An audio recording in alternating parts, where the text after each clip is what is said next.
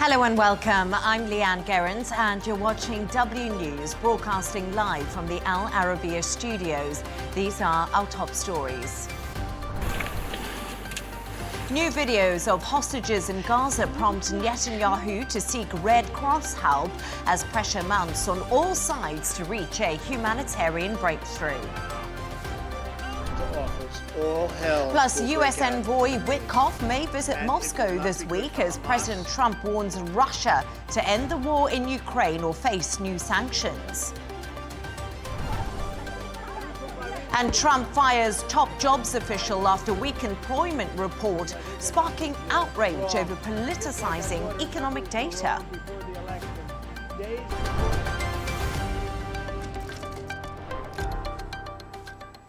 Israeli Prime Minister Benjamin Netanyahu is asking the Red Cross to help feed and treat Israeli hostages in Gaza after new videos showed them severely malnourished. Hamas says it's willing to allow access, but only if Israel opens a permanent aid corridor and pauses airstrikes during deliveries. The footage has sparked outrage in Israel and pushed the UN Security Council to schedule an emergency session for Tuesday.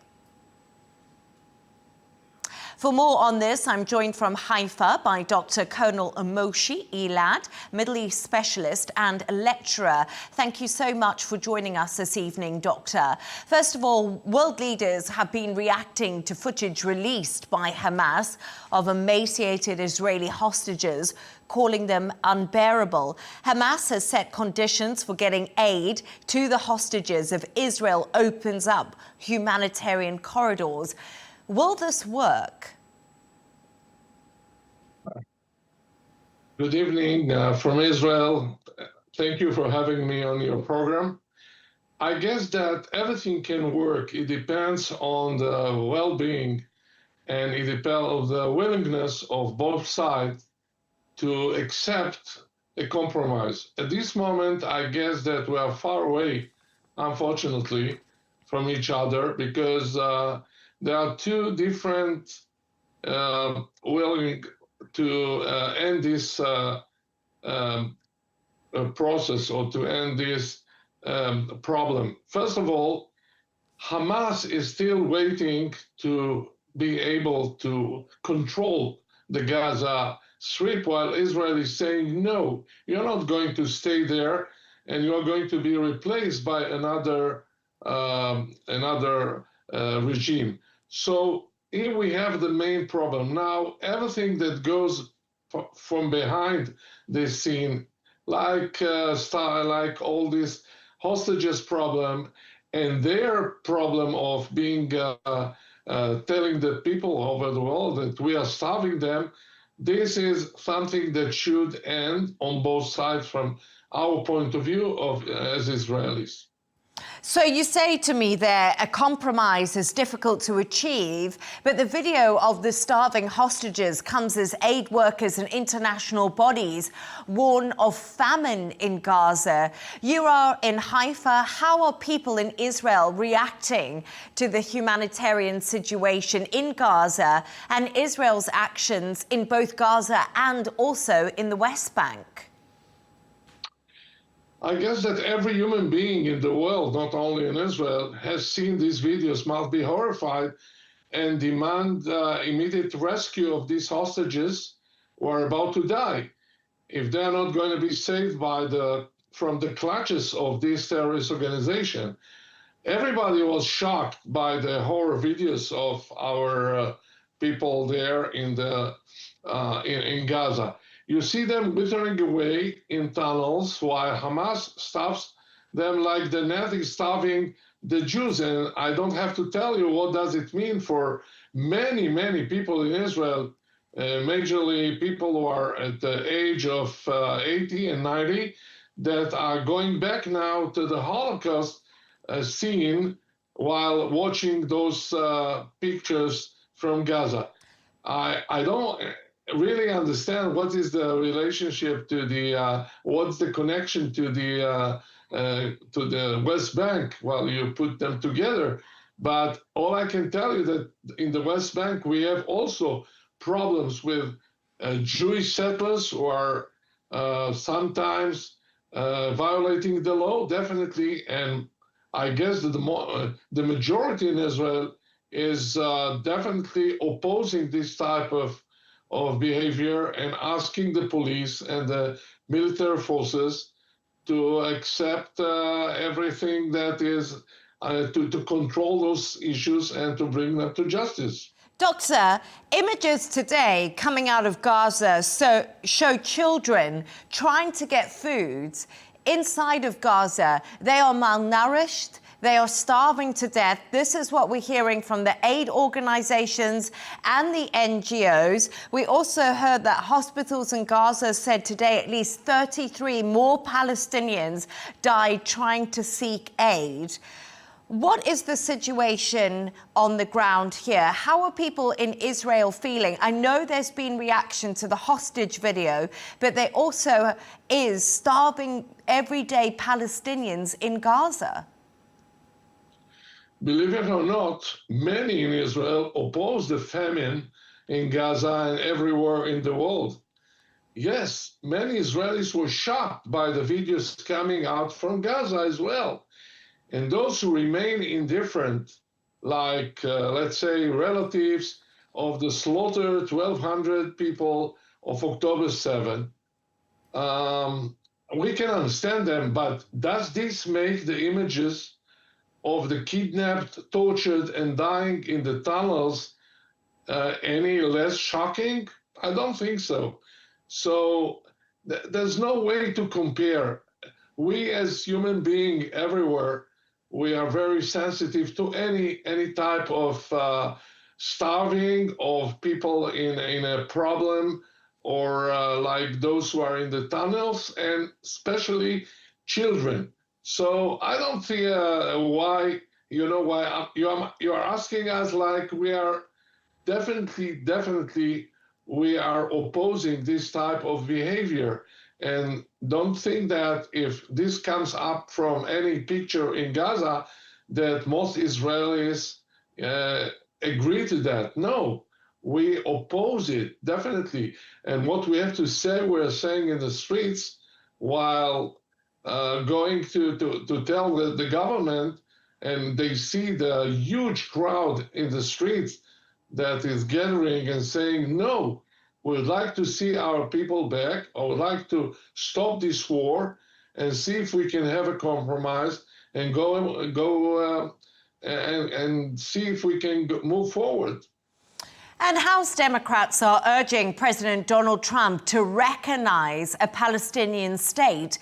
We have seen other Western nations like the UK, France, and Canada say they are willing to do this along with conditions. What will it mean for Israel if the US considers this option? First of all, I don't think that America or the US will consider this option, because it's about many years that we are fighting with this type of pressure coming from mainly from Europe. European countries would like to pressure Israel and say, well, you have to accept a Palestinian state. And I'm saying, like somebody who worked in the field, and I was for many years cooperating with the Palestinian in my capacity, guys, you're going to have a state only through Israel. No pressure will help you there.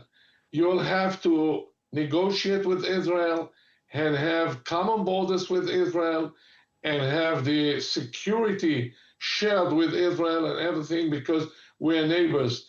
No pressure coming from outside, neither from any country, nor from courts, from Hague and others.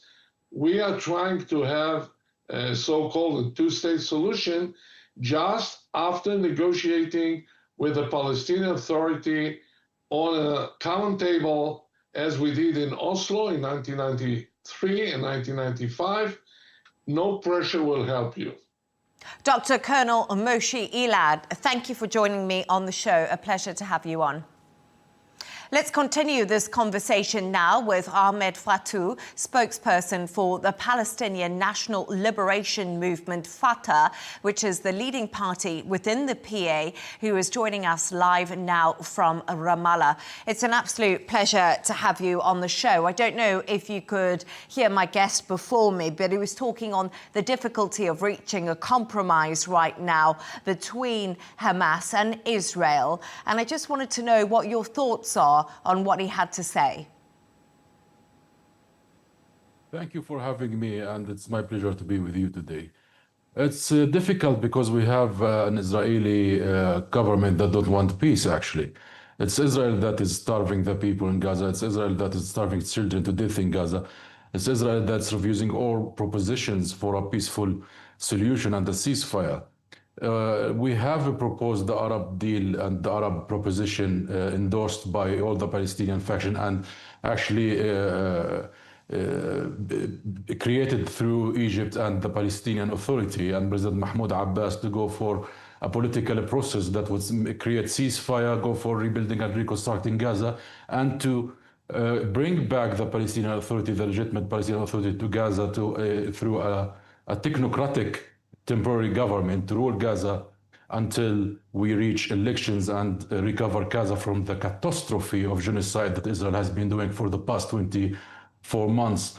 Of course, Israel refuses, the PLO refuses, PA refuses, President Mahmoud Abbas refuses any rational and logical solution. They want just an extermination campaign. The Israeli far-right government see from October 7 as a great gift, as a great opportunity to push forward for a colonial project to ethnically cleanse the Palestinians from Gaza, to annex the West Bank. And that's not what I claim, that's what they say.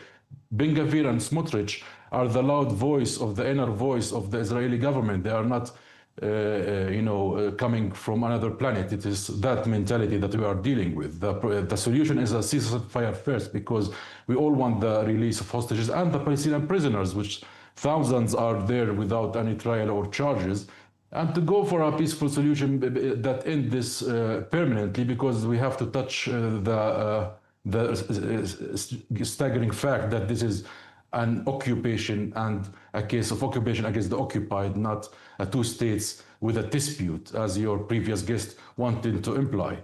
And it's astonishing that they are accusing the Palestinian Authority and the Palestinian Liberation Organization for crippling peace, when Israel itself is building thousands of settlements each year, when Israel itself is organizing and arming the settler terrorism in the West Bank, when Israel itself is refusing to recognize the very Palestinian state, even to recognize the Palestinian people, while we, the Palestinian Liberation Organization and Fatah as a member of that organization, recognize the state Palestine and recognized it in 1994. But we are dealing with a government and with a political system, unfortunately, that don't respect peace and don't want peace and only want colonialism. So I just want to say that when you actually first saw the footage of the emaciated Israeli hostages which were released by Hamas, what was your immediate reaction to this? And is there any way that Fatah and the PA are able to put pressure on Hamas to release the hostages and come to some sort of political solution within inside of Gaza and Palestine?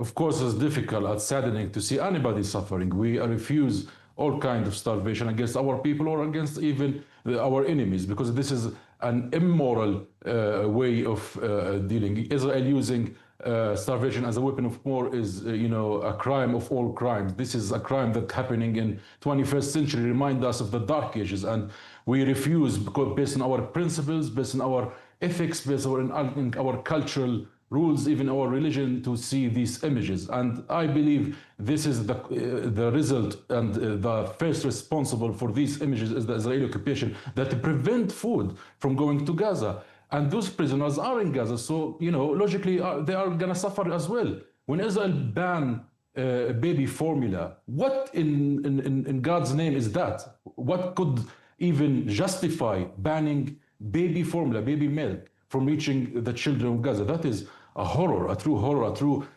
sadistic crime. And of course, we have proposed many solutions, and we have endorsed the Arab plan, and we have been in talks with Hamas and Egypt. and to go for a political process, because we have to say that creating peace needs first to create a peaceful environment. It is Netanyahu that wanted negotiations under fire. It's Netanyahu that refuses to sit with the Palestinian Liberation Organization. It's Netanyahu that refuses Fatah or Hamas or any Palestinian partner. They want, he says, your previous guest said they want a regime. Of course, they want a colonial regime. They want to create cantons, like in South Africa, apartheid, where clans rule in themselves, deprived from any rights or any opportunities. Of course, that refused. That's apartheid system that they wish to create. No Palestinian will accept it. No Palestinian will accept to be a slave or to be a third-class citizen. We have been providing Ahmed, just before I let you go, I just want to ask you one question. Sorry, we are slightly short on time, but will Fatah be able to step up and help run Gaza if Hamas do decide to disarm? Do you still have political influence in Gaza, or do people want Hamas there? The majority want the Palestinian legitimate authority to go back to Gaza. I ask you to see the polls from Gaza. More than 70% want the Palestinian Authority to rule. More than 90% reject Hamas. Hamas is not popular as the Western media wish to imply. We have to say that President Mahmoud Abbas has been clear when he issued an election before the end of this year that is based on democratic selection, and there's a basis for the election that any party or political party who wish to elect to recognize the PLO treaties and the agreements in the international community and to recognize the international resolutions. So we are clear that we want a peaceful and political process that respect the two-state solution. And we have also said that we want a technocratic government, a temporary government, to go to Gaza to rule it until we could recover and make elections. So in our side, we have provided all the political means and all the political possibilities to go for a peaceful process. And we also recognize the state of Israel, but Israel does not recognize the state of Palestine. So we want the two-state solution, but Israel is denying it. Israel is the one that has issued a bill just a few days ago in its parliament, the Knesset, calling to annex the West Bank. That is against the law. That's against two-state solution. That's against all the principles of finding any solution further. They want a state that is undermining the Palestinian state. Netanyahu, from the very beginning, his position is to undermine the Palestinian Ahmed Fattouh, I'm so sorry. We're going to have to leave it there. We're out of time, but always a pleasure to have your insights on the show. Thank you.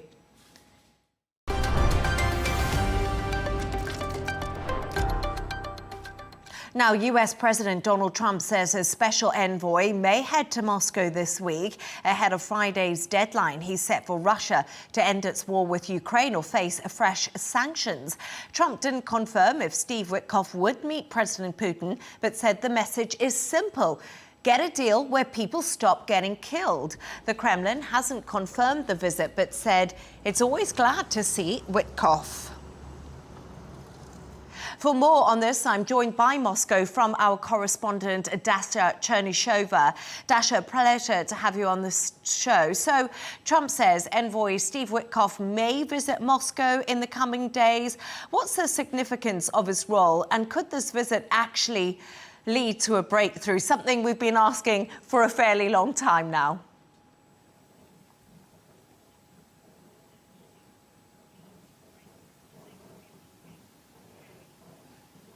Well, if Steve Witkoff indeed visits the Russian Federation, it will be his fifth time talking to the Russian officials, and the Kremlin did not rule out the possibility of Steve Witkoff actually having a face-to-face with Russian President Vladimir Putin. The previous rounds of negotiations between the two have led to the resumption of the negotiations between Moscow and Kyiv, that process that has been underway in Istanbul. And obviously, this time round, this visit will be very crucial in terms of the timing, with the deadline that U.S. President has reduced for the establishment of peace in Ukraine. It was reduced from the initial 50 days to 10 or 12 days. So that means it will be expiring later this week. So obviously there is a lot to be discussed between the two. And the Russian media are saying that this visit may be taking place already on Wednesday, the 6th of August. maybe on the 7th of August. So definitely it is quite anticipated. But also keep in mind that this visit will be taking place as the American president moved to submarines and nuclear submarines closer to Russia in response to the nuclear rhetoric. And the Kremlin suggested that rhetoric should be calmed down, not escalating the tension. Dmitry Peskov, Kremlin spokesman, has said that Russia is responsible when it comes to the use of nuclear weapons. Dasha Chernomyrdin, thank you so much for joining us. Let's go now to Russian political analyst Andrei Antikov, who is joining us live from Moscow. Pleasure to have you on the show. So President Trump has condemned Russia's military actions in Ukraine and is threatening new sanctions if a deal to stop the war isn't reached by Friday. Is President Putin concerned about this ultimatum or actually reaching a deal at all? Well, you talk about ultimatums, and I think it's absolutely unacceptable to talk with Russian language of ultimatums, and that's what Russian politicians said many times. And the main problem, to my mind, is that Trump doesn't want to consider the Russian interests, and he behaves himself as a little kid who asked for a candy, and after he was refused, he starts to crush everything around. That's the real problem. It's absolutely impossible to reach an agreement with Ukraine in 10 days or in 20 days or a month or 2 months. We started the negotiations in Turkey. These negotiations are going very hardly, and this is the problem. We reach agreements on humanitarian issues, but not political, not military issues. This is also a problem, so we need more time. And as for the sanctions, as for the tariffs, well, Trump talks about the secondary sanctions. This means that these sanctions will be imposed not on Russia, but on the countries that purchase the oil from Russia. And primarily India. Well, China also does. China also buys the Russian oil, but we know that previously Trump has attempted to impose tariffs on China, and he failed. He failed absolutely. This time, India. And the question is, what is the main aim? What is the main aim? What is the main Trump's aim? Is he really wants to punish Russia, or he wants to make India purchase the American oil instead of Russian? This is the real question. Well, Donald Trump has said since the start of his second term in the White House that he is determined to stop the killing between the Russians and the Ukrainians. And he's called many times for a ceasefire. And as you say, the negotiations have been extremely difficult. So I just want to move on to one other point. President Putin is stressing right now that his troops are advancing on the front line.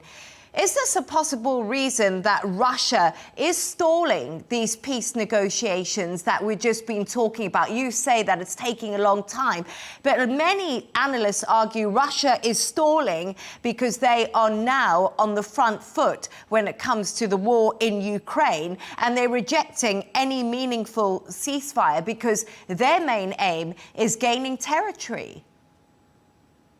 No, I think that's not the reason, because Russia is open for a diplomatic solution, for political solution of this crisis. But the main problem is that Trump wants an immediate and unconditional ceasefire. This is the problem, and that's absolutely unacceptable for Russia, because Ukraine itself says that it will use this chance to get more weapons, to get more soldiers. And this means that after a ceasefire, the military actions will continue, the war will continue.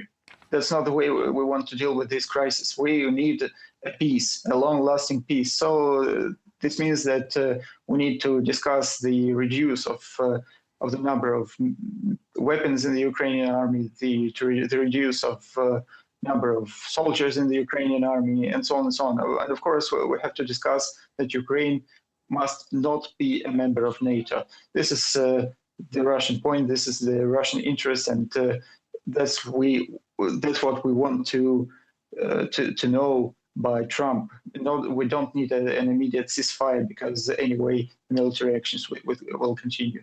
But when you're speaking to me there, you said that you want to make sure Ukraine doesn't join NATO, Ukraine reduces the size of its army. What is Russia prepared to compromise on? Because this is the question that even Donald Trump is asking now. He's sending Steve Witkoff for the 5th time to Moscow, and nothing seems to change. President Putin doesn't seem to want to compromise. No, I can't agree with you. I think President Putin is ready for a compromise. And what he mentioned a day ago or 2 days ago, he said that he's ready to discuss the situation not in Ukraine, not only in Ukraine, but in Europe, in the whole Europe. And this opens a door for diplomatic solutions, and this opens the door for a wide discussion with the European countries, with the United States, not only with Ukraine. So this is the way we want to deal with this crisis. That's the point. But can you understand, Andrei, why Europe is concerned, and especially the European Union and NATO, after Russia's invasion of Ukraine?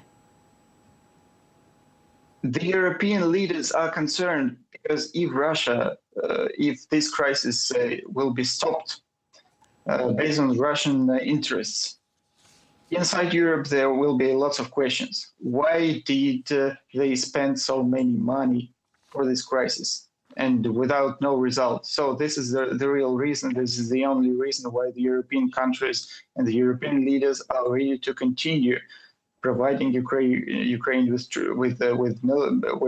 weapons and so on and so on. This is the real problem. That's why I say that we don't need a ceasefire, because the ceasefire will be used to supply Ukraine with additional weapons, and this will not lead to a solution, to a peaceful solution of this crisis.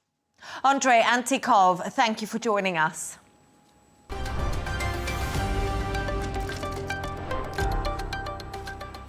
Let's take a look at some of the other stories making the headlines today. At least 60 migrants have died after a boat with about 150 people on board sank off the coast of Yemen. The International Organization for Migration said most of the victims are believed to be Ethiopian nationals. Yemen is a major pathway for migrants from the Horn of Africa traveling to Gulf states in search of work. Now, South Korea's military says it has begun removing loudspeakers along its border with North Korea. The speakers were used to blast anti-North Korea messages and also K-pop music. The previous government started the broadcast last year in response to a barrage of trash-filled balloons flown by Pyongyang. Thailand and Cambodia have started talks over maintaining a ceasefire after a series of border clashes between the two nations. The ceasefire, which was mediated by the US and China, was reached at a meeting in Malaysia last week. Cambodia is demanding that Thailand release 18 of its captured soldiers, while Thailand said the hostages will be released after a complete pause of the armed conflict.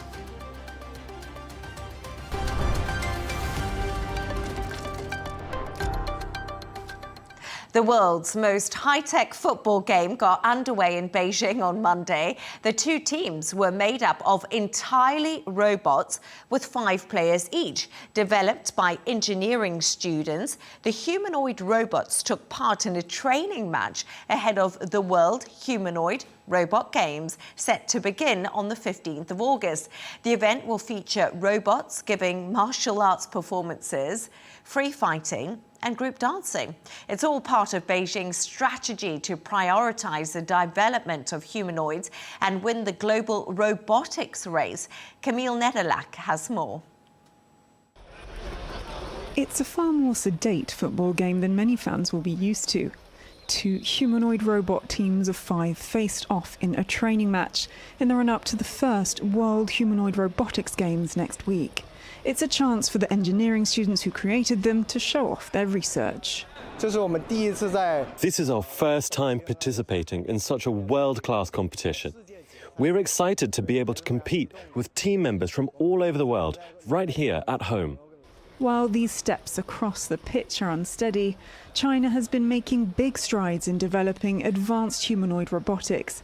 Beijing has put humanoids at the heart of its robotic strategy, believing this could be the answer to an aging population and a shrinking workforce.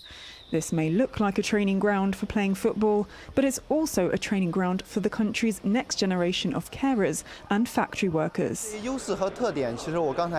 Our advantages are that our team has a clear division of labor, and we can quickly adjust according to the venue, the opponent's strategy, and the environment, and then get a good result. China's robotics industry is heavily subsidized, which has turbo-driven its shift to automation. More than half of all industrial robots installed around the world are installed in China. It only entered the top 10 in 2019. It's now at number 3. But official figures lag behind. And the US Chamber of Commerce in China notes that Beijing is being increasingly opaque about just how advanced its robotics have become. After a slow start, and watching and learning from other innovators, China may have already caught up and won the game. A strategy also used by these robots. We used imitation learning to teach them. The robot watches human movements and goes through tens of thousands of simulations so that it learns the essence of those movements. It dribbles the ball like a human, and it can kick the ball like a human. But unlike a human, these footballers aren't paid millions. And if they fall, there are no theatrics. They just get back up again and carry on. Camille Nedelec, Arabiya English.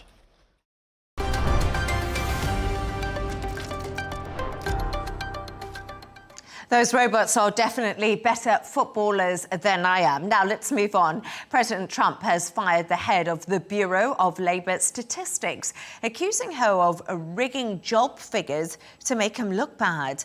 The move comes after a dismal jobs report and growing concerns over his tariff policies. Critics say the firing undermines trust in official economic data, with some calling it a step towards authoritarianism. Economists warn the decision could further rattle investor confidence and distort policymaking. For more on this, I'm joined from Bern by Cornelia Mayor, economist and founder of Mayor Resources ex-Bern. Great to have you on the show. Thank you so much for joining me.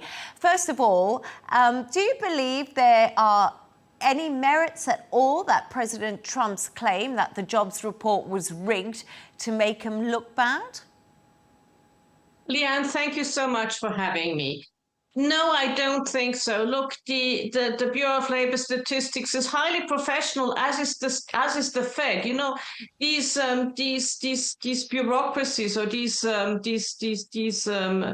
administrative offices are very professional. So no, but I do understand why this irks President Trump, because he's coming out with these tariffs. And what happens with these tariffs is they will bring inflation to the US, and his core base, the people who voted for him, they are people who were really hard hit by inflation, and they were also people who are really worried about their jobs. It's sort of the lower middle class people. So I do understand why these latest statistics worry him a great deal. But does this situation and the dismal economic data that we are seeing out of the US to some degree, is it undermining confidence right now? You did say that to me, that the MAGA supporters, Trump's base, they're really going to start feeling that when they go shopping and at the till. And do you think this will really affect Donald Trump when it comes to the midterm elections? Well, I don't think that the data is so dismal. It's just worse than expected. It's a great deal worse than expected, but I wouldn't call it dismal as it is. But yes, he will have to make sure that that inflation doesn't go up. You know, I know Larry Summers came out and said we're on the brink of a recession. The IMF says no, we are not. What I would say is we are in the US because of the tariffs. We will see heightened inflation in the countries that are receiving the tariffs, we may be at, Europe, especially small countries like Switzerland, 39%, we may see an impending recession. So yes, it will slow down the global economy, and that's never a good thing. But according to a snapshot from the Syntex Index, investor confidence in the EU has fallen sharply after President Trump's trade deal with Brussels. Why is this deal dampening investors' mood? Well, I think my confidence in the EU has fallen as well. Look, the business model of the EU, and I'm just saying the 300-pound gorilla in the EU is Germany. The business model was cheap energy, high labor costs, and good innovation. But what happened with the war in Ukraine? You now have high energy costs, high labor costs, and the Chinese are literally eating their lunch in terms of electric vehicles. So Germany is the poster child for mechanical engineering, but EVs, electric vehicles, are about computing. So they're about China and the west coast of the United States. There's Tesla and so on. So in that sense, yes, Europe is in a bad spot. And on top of that, you add the tariffs. And on top of that, you add the uncertainty of the tariffs. Because yes, they only got 15%, much better than some other people. But they also agreed to purchase all this energy from the US, oil, gas, coal, and they agreed to have a $600 billion investment. Now, the agreement is the headline agreement is between country to country, or EU to the US. The goods will have to be delivered by the private sector. They will have to purchase the electricity. They will have to do the investment. So that's not a very stable way of going forward. Cornelia, Wall Street's main indexes are actually higher today following that sell-off that we saw on Friday. And this comes despite the tariff uncertainty you have just been talking to me about and those weak job numbers. Why are we seeing this resilience in the markets? Well, I think you still see tech doing extremely well. And, when I look at tech, it is the US. To a second degree, it is China. So there's still the brave new world will all be about AI and tech. So that's still there. And when I look at and again, for the US, these tariffs mean probably more revenue for the budget.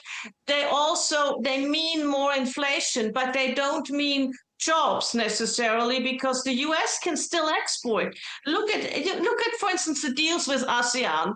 All of the ASEAN countries are between 19 and 20% in deals in order to export to the US, but the import tariffs from the US are zero. So if I was a US company, I would feel pretty comfortable too. Cornelia Mayor, thank you so much for your analysis and your insights.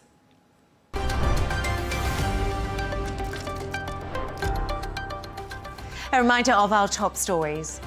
New videos of hostages in Gaza prompt Netanyahu to seek Red Cross help as pressure mounts on all sides to reach a humanitarian breakthrough. All hell will break Plus, out. US Envoy Steve Witkoff may visit Moscow this week as President Trump warns Russia to end the war in Ukraine or face new sanctions. And Trump fires top jobs official after weak employment report sparking outrage over politicizing economic data. That's all from us on W News. Don't forget to subscribe to our YouTube channel and, of course, follow us on X. The rail deal with Tom Burgess-Watson is coming up next. Plus, of course, we'll be back in a couple of hours with the W News Extra. Goodbye and see you soon.